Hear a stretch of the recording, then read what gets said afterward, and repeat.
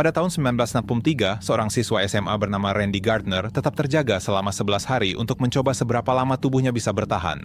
Di akhir eksperimen yang ia lakukan sendiri itu, ia mulai berhalusinasi dan bahkan tidak mampu lagi berpikir secara sederhana. Dalam beberapa hari saja, fungsi kognitifnya benar-benar gagal total. Tapi bagaimana jika aku katakan, mungkin hal yang sama sedang terjadi padamu? Saat ini, jutaan orang hidup seperti Randy Gardner dan mereka sama sekali tidak menyadarinya. Banyak orang percaya bahwa mereka sudah cukup tidur, padahal sebenarnya mereka menderita kekurangan tidur kronis. Kabar buruknya adalah, kebiasaan tidur modern kita benar-benar bertentangan dengan biologi kita, dan konsekuensinya jauh lebih serius daripada yang kamu bayangkan.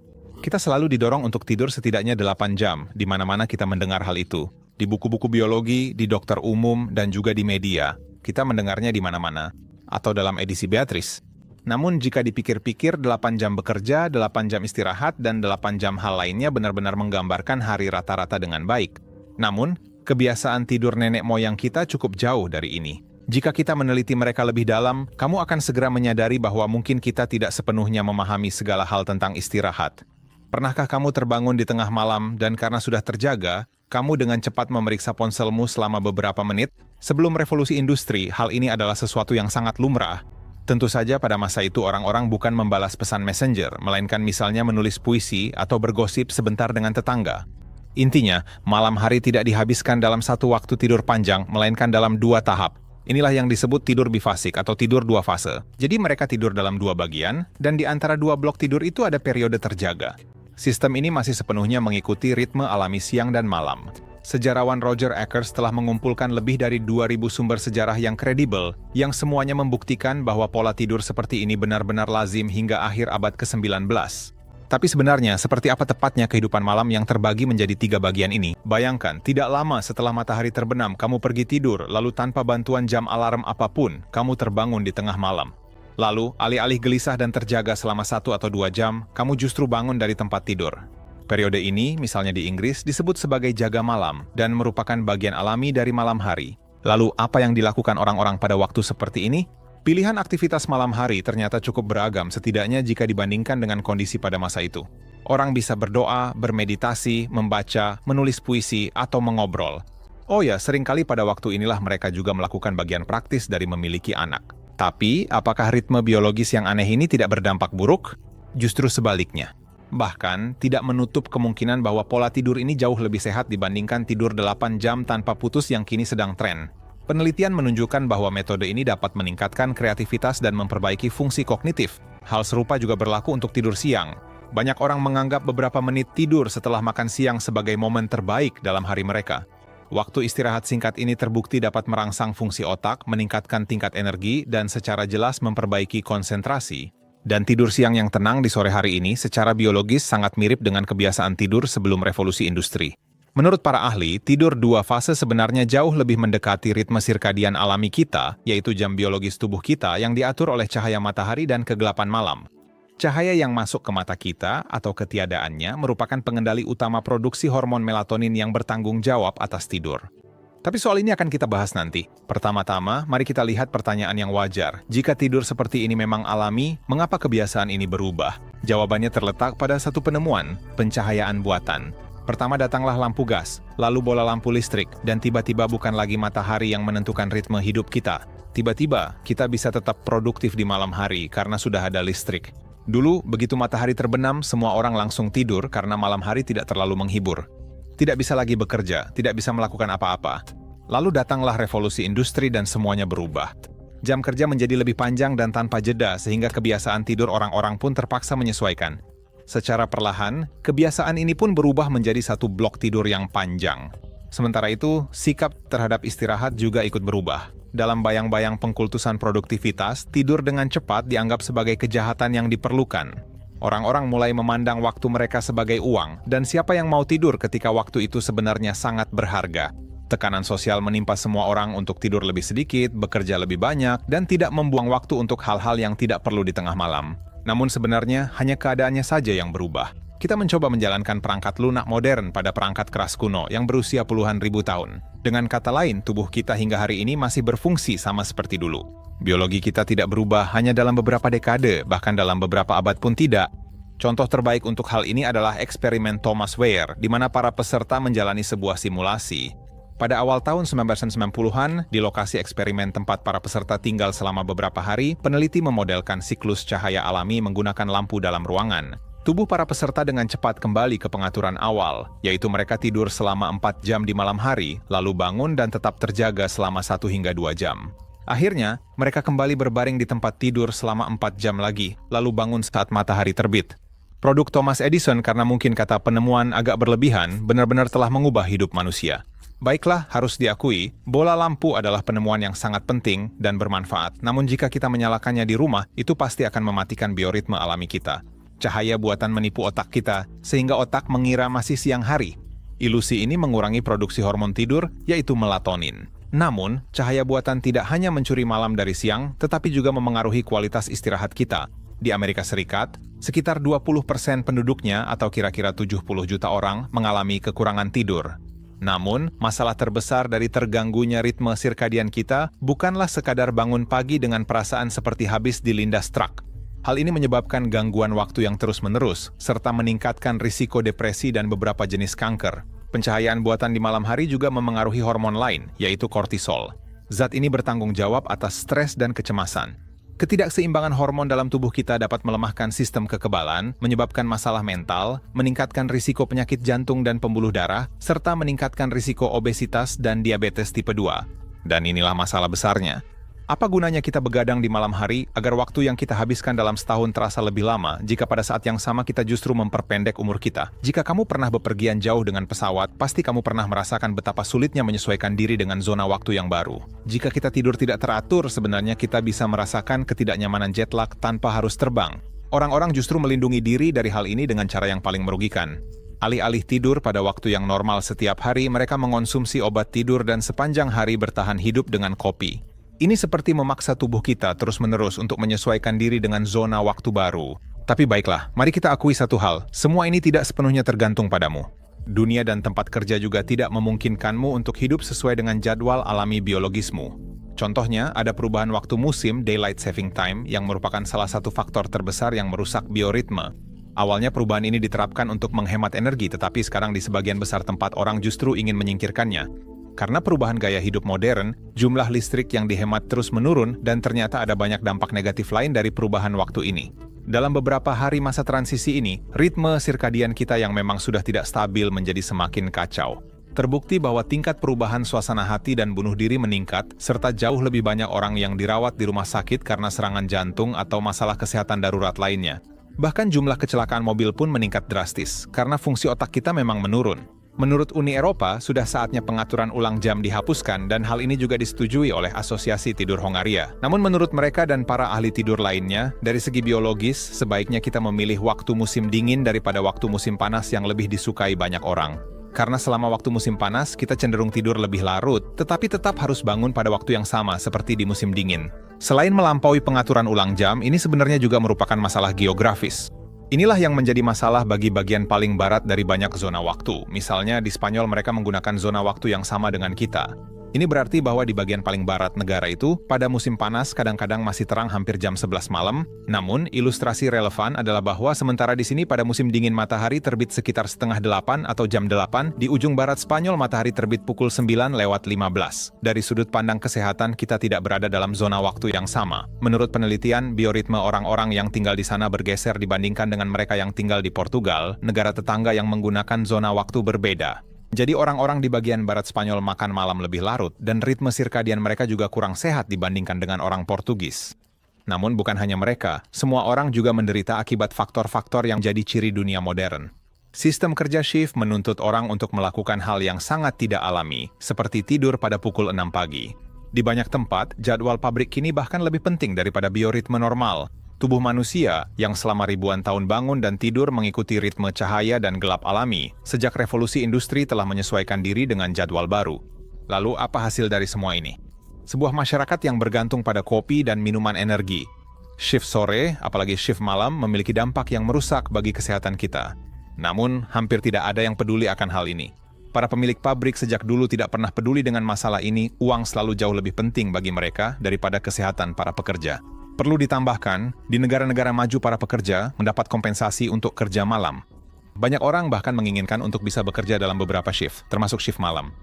Namun orang-orang ini biasanya tidak benar-benar tahu apa yang mereka hadapi dan konsekuensi kesehatan apa yang bisa muncul bertahun-tahun kemudian. Pada saat itu sudah terlambat untuk melakukan sesuatu terhadap, misalnya, diabetes yang sudah berkembang. Dan meskipun setiap orang berhak merusak tubuhnya sendiri, bahkan demi kehidupan yang lebih baik bagi keluarganya, saya rasa tidak adil bahwa dalam banyak kasus para pekerja ini bahkan tidak tahu tentang risiko tersebut. Menariknya, hilangnya pola tidur 2 fase tidak hanya berdampak pada tubuh tetapi juga pada bahasa kita. Pada masa inilah misalnya, muncul istilah insomnia, yaitu gangguan sulit tidur secara patologis. Hal ini juga membuktikan anggapan bahwa apa yang kita anggap sebagai gangguan tidur saat ini sebenarnya hanyalah salah satu produk sampingan aneh dari revolusi industri. Kurang tidur dan rasa lelah yang terus-menerus telah menjadi sesuatu yang sepenuhnya diterima di zaman modern. Menurut sejarawan Roger Akers yang telah disebutkan sebelumnya, industrialisasi dan cahaya buatan adalah duet pembunuh tidur yang sesungguhnya. Istirahat harus dikorbankan demi produktivitas sesuai dengan tuntutan baru. Dan bukan hanya orang dewasa, misalnya, kurang tidur juga sangat memengaruhi kehidupan para pelajar. Misalnya, pada jam pelajaran pertama di pagi hari, semakin banyak anak yang berperilaku seperti zombie, dan jika dipikirkan, dengan fakta bahwa pendidikan umum juga mencoba meniru pola kerja 8 jam, hal ini justru memperkuat gangguan tidur secara sosial. Jadi ternyata tidur 8 jam setiap hari yang dianggap ajaib itu sebenarnya tidak cukup. Tampaknya, informasi yang terus-menerus diulang ini sebenarnya lebih merupakan kesalahpahaman kolektif daripada dasar ilmiah. Di dunia modern, tidur selama itu setiap malam secara berturut-turut memang dianggap menguntungkan, tapi itu bukanlah sesuatu yang alami. Sebenarnya, kebutuhan tidur seseorang dalam sehari tidaklah mutlak atau pasti. Menurut National Sleep Foundation Amerika, jumlah tidur yang optimal dan umum untuk seseorang adalah antara 7 hingga 9 jam. Namun penelitian menunjukkan bahwa angka ini bisa sangat bervariasi pada setiap individu. Ada orang yang karena faktor genetik, tubuhnya dapat berfungsi dengan sempurna hanya dengan tidur 5 jam, sementara yang lain membutuhkan 10 jam tidur untuk hal yang sama. Ya, hidup memang tidak selalu adil. Perlu juga ditambahkan, pola atau ritme tidur pada manusia juga memiliki beberapa versi, jadi ada orang yang tidur 1 fase saja sudah sangat cocok untuk mereka. Yang ingin saya tekankan adalah, hal ini bukanlah sesuatu yang umum. Selain itu, jumlah tidur juga berubah seiring berjalannya waktu. Seiring kita bertambah tua, kita semakin membutuhkan waktu tidur yang lebih sedikit. Namun yang terpenting, terlalu terpaku pada durasi tidur 8 jam bisa memiliki kelemahan yang signifikan. Banyak orang merasa cemas jika tidak bisa tidur, setidaknya selama itu dalam sehari. Dan semakin kamu stres karena merasa harus tidur, kamu justru akan semakin terjaga. Hal ini kemudian dapat menyebabkan gangguan tidur lebih lanjut. Saya sendiri pernah mengalami masa seperti ini ketika saya tidak bisa tidur justru karena saya stres memikirkan kurangnya waktu tidur dan akhirnya memang jadi tidur lebih sedikit. Ini benar-benar lingkaran setan yang mengerikan. Namun, jika kita hidup mengikuti kebiasaan dasar dunia modern, cukup sering kita menyalakan lampu di malam hari. Apakah ini benar-benar memengaruhi ritme sirkadian kita sedemikian rupa? Sayangnya atau tidak, memang begitulah kenyataannya. Sistem ini mengatur pelepasan hormon, metabolisme, dan masih banyak lagi proses fisiologis lainnya. Dan tentu saja sistem ini terutama diatur oleh cahaya. Pola makan yang tidak teratur, pencahayaan buatan, ngemil larut malam, atau berolahraga setelah bangun tidur juga sangat mengacaukan bioritme alami kita. Namun yang paling bermasalah adalah cahaya biru yang terpancar dari layar kita. Cahaya ini mengurangi produksi melatonin, sehingga otak kita mengira saat itu masih siang hari. Jadi menggulir TikTok di tempat tidur adalah hal terbaik yang bisa kita lakukan jika ingin mengacaukan ritme sirkadian kita. Dan efek ini tidak akan hilang hanya karena layar ponsel berubah menjadi kekuningan. Paling-paling situasinya hanya sedikit membaik. Penting untuk diketahui bahwa masalah ini hampir memengaruhi seluruh masyarakat dan tidak boleh dianggap remeh. Ini bukan hanya soal kamu merasa sedikit lebih sering mengantuk. Ini adalah masalah kesehatan yang serius. Jadi, apakah kita benar-benar harus tidur saat matahari terbenam, lalu bangun di malam hari untuk membaca buku atau ngobrol dengan tetangga? Sama sekali bukan itu maksudnya. Di dunia saat ini, jelas hal itu tidak realistis. Namun ada beberapa cara yang lebih ringan untuk meningkatkan kualitas tidur kita. Mungkin yang paling penting adalah kita berusaha tidur dan bangun pada waktu yang sama setiap hari. Memang, pada Sabtu pagi rasanya menggoda untuk menekan tombol snooze, tapi dalam jangka panjang, itu belum tentu baik untuk kita. Kedua, di siang hari usahakan untuk mendapatkan energi alami, yaitu sinar matahari, bukan menenggak 3 minuman energi atau 5 cangkir kopi. Dan pada malam hari, setidaknya aktifkan filter cahaya biru di ponsel. Tapi yang terbaik beberapa jam sebelum tidur, sebaiknya kita tidak lagi bermain ponsel. Oh ya, dan jangan makan berlebihan sebelum tidur.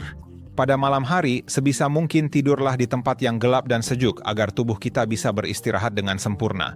Karena seberapa nyenyak kamu bisa tidur dan seberapa mudah kamu tertidur juga dipengaruhi oleh suhu ruangan. Suhu ruangan yang optimal untuk tidur biasanya berada di antara 16 hingga 20 derajat Celcius. Rentang suhu ini membantu menurunkan suhu tubuh secara alami yang sangat penting baik untuk proses tertidur maupun tidur nyenyak. Bagian dari ritme sirkadian yang mengatur tidur adalah suhu tubuh yang sedikit menurun sebelum tidur.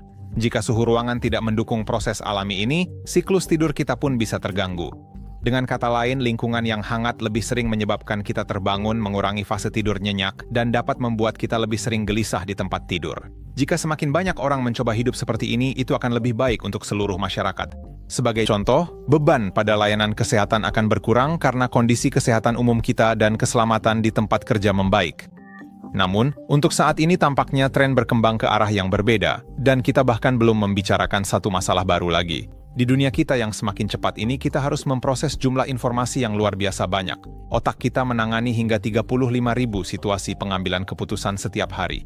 Semua itu termasuk mulai dari dilema sederhana seperti memilih sarapan telur orak-arik atau telur mata sapi, hingga rapat brainstorming di tempat kerja. Semuanya, pikiran yang terus-menerus bekerja tanpa henti ini menyebabkan kelebihan beban kognitif yang pada akhirnya benar-benar menguras energi kita di malam hari. Sepanjang sejarah, manusia belum pernah harus memproses sebanyak ini data seperti yang harus kamu atau aku lakukan dalam satu hari biasa saat ini.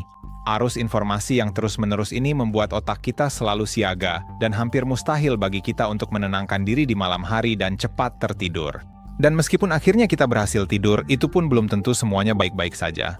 Beban mental yang berlebihan menurunkan kualitas tidur gelombang lambat, padahal justru pada tahap inilah otak melakukan pembersihan besar-besaran dan mengatur informasi. Kita sangat membutuhkannya, karena pada tahap tidur yang paling dalam inilah fungsi kognitif kita membaik, sehingga kita bisa berpikir dan berfungsi dengan normal keesokan harinya. Penyimpanan ingatan kita juga terjadi pada saat ini. Sementara otak yang terlalu terbebani sulit mencapai fase ini. Pagi hari kita tidak merasa segar, ingatan kita kacau, dan kita menjadi lamban seperti kukang yang dibius. Lingkaran setan ini terus berlanjut dan kita semakin menumpuk risiko kesehatan. Selain itu, kita juga berlebihan dalam mengonsumsi kafein, yang sekali lagi dapat merusak kualitas tidur. Jika kita terlalu terbebani, maka neurotransmitter yang membantu pengambilan keputusan, yaitu glutamat, akan menumpuk di jalur saraf kita. Hal ini pada dasarnya menghambat fungsi proses mental kita dan meningkatkan kelelahan. Untungnya ada banyak metode untuk mengurangi beban kognitif. Dasar dari semuanya adalah jangan biarkan ada ketidakpastian dalam diri kita. Misalnya, putuskan malam sebelumnya apakah kita akan memakai atasan berwarna terang atau biru tua, atau rencanakan beberapa hari ke depan apa yang akan kita makan.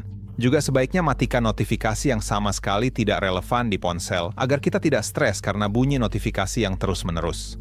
Sebaiknya kita periksa email pada satu atau beberapa waktu tertentu saja, agar Gmail tidak menjadi aplikasi yang paling sering dibuka di ponsel kita. Ekstensi browser dan aplikasi yang memblokir situs-situs yang mengganggu dan membantu konsentrasi juga bisa sangat membantu. Selain itu, hal yang paling bisa membantu diri kita sendiri adalah dengan mengambil beberapa kali jeda singkat selama beberapa menit di siang hari agar otak kita bisa menyegarkan diri sejenak.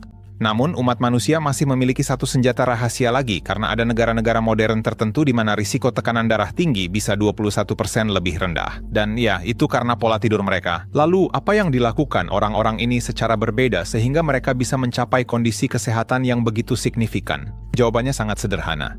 Mereka tidur siang. Meskipun banyak orang menganggap bangsa Mediterania malas karena istirahat di siang hari, dari segi kesehatan justru itulah yang dibutuhkan tubuhmu juga. Sebuah penelitian telah dilakukan di negara-negara di mana sebagian besar penduduknya hingga saat ini masih mengambil istirahat beberapa jam di sore hari dari pekerjaan mereka. Di Italia dan Spanyol, sebagian besar toko dan restoran tutup sekitar tengah hari dan baru buka kembali setelah beberapa jam istirahat. Selama waktu itu, orang-orang pulang ke rumah untuk makan siang bersama keluarga mereka, dan cukup banyak yang juga tidur siang cukup lama pada saat seperti ini. Menurut para peneliti dan ahli tidur, sebaiknya setiap orang meluangkan waktu tidur siang selama 20 hingga 30 menit antara pukul 1 dan 3 sore. Karena tidur siang ini dapat mencapai penurunan sebesar 21% yang telah disebutkan sebelumnya. Penurunan ini diukur pada mereka yang tidur siang dibandingkan dengan mereka yang melewatkannya. Dengan melakukan hal ini, kita bisa banyak berkontribusi untuk kesehatan kita dan langsung merasakan dampak positifnya. Dan jika kita ingin melakukannya secara sangat ilmiah, ada baiknya melihat studi NASA. Menurut penelitian mereka sendiri, kita seharusnya tidur siang selama tepat 26 menit agar mendapatkan efek paling positif. Tidak disarankan tidur lebih lama dari itu, karena tidur siang yang lebih panjang akan membuat kita menjadi terlalu lamban. Kita tidak boleh masuk ke fase tidur yang terlalu dalam, karena jika terbangun di fase itu, kita justru bisa merasa jauh lebih lelah selama berjam-jam. Tentu saja yang terbaik adalah jika kita tidur tepat waktu dan tidak tidur 8 jam sekaligus, melainkan mengambil jeda di tengahnya. Persis seperti dulu. Tapi saya tahu hal ini hampir mustahil dilakukan secara sosial. Modernisasi, pencahayaan buatan, jadwal kerja yang distandarisasi, dan urbanisasi telah membawa era tidur monofasik, yaitu tidur dalam satu bagian, sementara tidur bifasik menjadi terpinggirkan. Namun, kita tidak boleh sepenuhnya meninggalkannya. Banyak orang menderita berbagai gangguan tidur yang merupakan masalah terabaikan di dunia modern. Tidur sederhana saja tidak cukup penting dibandingkan hiburan, konsumsi konten, dan pekerjaan. Tetapi dengan begitu, kita justru memperpendek umur kita. Fleksibilitas yang semakin meningkat dalam jam kerja dan kerja dari rumah mungkin dapat membuka peluang baru dan dunia bisa sedikit bergerak menuju kebiasaan tidur yang lebih alami. Jadi, sebagai kesimpulan, rutinitas tidur kita saat ini adalah hasil dari perubahan sosial, ekonomi, dan teknologi, bukan kebutuhan biologis. Tubuh manusia dapat dengan cepat kembali ke ritme alaminya, dan jika kamu juga mengalami masalah dengan tidur yang tenang dan nyenyak, mencoba tidur bifasik bisa menjadi alternatif yang baik.